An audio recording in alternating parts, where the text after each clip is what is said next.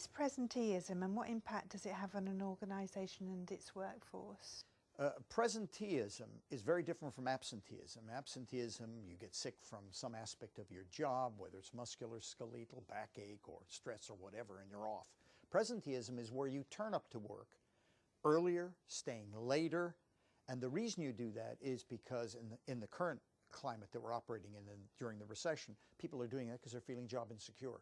So they think they can show commitment to the organization, safeguard their job by coming earlier and staying later. The irony is that the more they do that, if they consistently do that, if they're consistently in the face of the organization, as it were, and they're showing face time, then what will end up happening is they'll probably get ill from it and actually be less productive. But presenteeism from the Foresight program, it cost the economy roughly $15 billion a year. Because what it is you go to work, it's not just the ill health effects of consistently working long hours, but it's also the lack of productivity. Because if you do that, you can't do added value to products and services.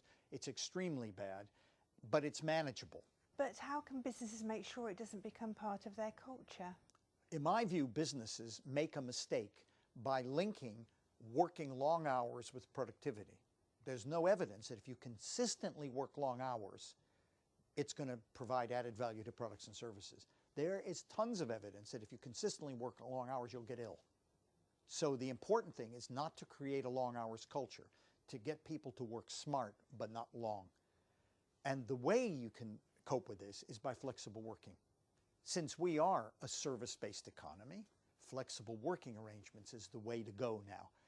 We have the new technology, let people work partly from home, partly from a central office.